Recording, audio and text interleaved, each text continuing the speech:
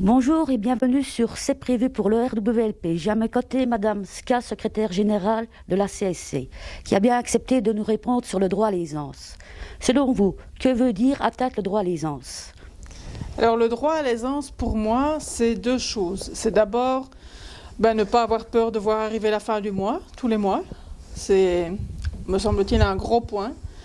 Et la deuxième chose, pour moi, le droit à l'aisance, c'est oser rêver pour soi, pour ses enfants, pour ses proches, oser faire des projets. Et si ces deux conditions-là sont réunies, alors je pense qu'on est à l'aise pour faire face aux aléas de la vie. Ok, merci. Deux choses simples finalement, Oui, bien sûr. mais qui manquent encore beaucoup aujourd'hui. Oui. Qu'est-ce qui permet dans la sécurité sociale d'atteindre ce droit à l'aisance? D'abord, une bataille continue pour que tout le monde soit couvert par la sécurité sociale et que personne ne soit exclu. Donc aujourd'hui, il y a encore beaucoup de personnes qui n'ont pas droit à la sécurité sociale. Je pense notamment aux jeunes qui ont été exclus des allocations d'insertion et qui ne peuvent toujours pas avoir de droit aujourd'hui. Deux, c'est une bagarre constante pour augmenter les montants à la sécurité sociale. Et la troisième chose, c'est que pour que la sécurité sociale elle puisse être financée, donc que chacun puisse en bénéficier, avoir des allocations de chômage, être remboursé en cas de maladie ou avoir une pension décente, il faut que chacun paye des cotisations quand il ou elle travaille. Et donc il faut faire rentrer de l'argent dans les caisses de l'État. Ça, c'est les conditions pour que chacun puisse, même quand il est malade, même quand il a perdu son boulot, même quand il est pensionné ou plus âgé, vivre dignement de la sécurité sociale. Ok, merci. Que faudrait-il améliorer dans la sécurité sociale pour le droit à l'aisance? D'abord, il faudrait l'élargir sans doute, notamment pour les jeunes. La sécurité sociale, elle a été construite au début du siècle dernier, au milieu du siècle dernier, après la guerre.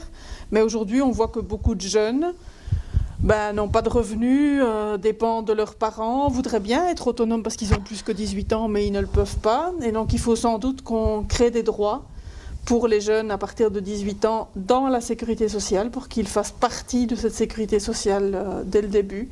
Ça, c'est pour nous une grosse revendication. Et puis, il faut pouvoir revoir, simplifier sans doute l'accès à la sécurité sociale, qui reste aujourd'hui beaucoup trop compliqué pour beaucoup de personnes. Oui, mais quand on parle de l'augmentation des pensions, ne pensez-vous pas que le pauvre de 2020 sera aussi le pauvre de 2024? Il aurait fallu geler les besoins essentiels, les transports en commun, l'eau, l'énergie, le blé, parce que ça ne change rien alors.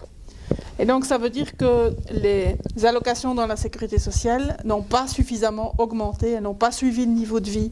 Et donc les frais fixes, et ça c'est un des problèmes quand on est en situation de précarité, c'est que le coût du logement, lui, continue à augmenter, le coût de l'eau, de l'électricité, de l'Internet aujourd'hui qui est devenu presque indispensable pour chacun, ces coûts-là ils augmentent continu et les allocations sociales, elles ne suivent pas ce rythme d'augmentation.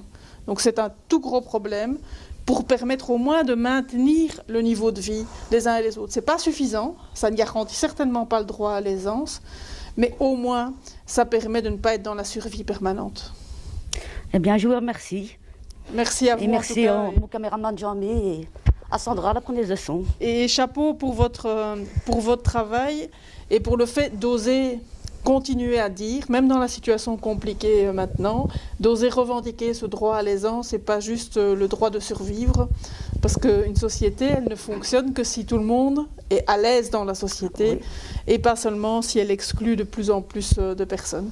Donc chapeau pour votre travail, merci d'être venu jusqu'ici. Merci à vous.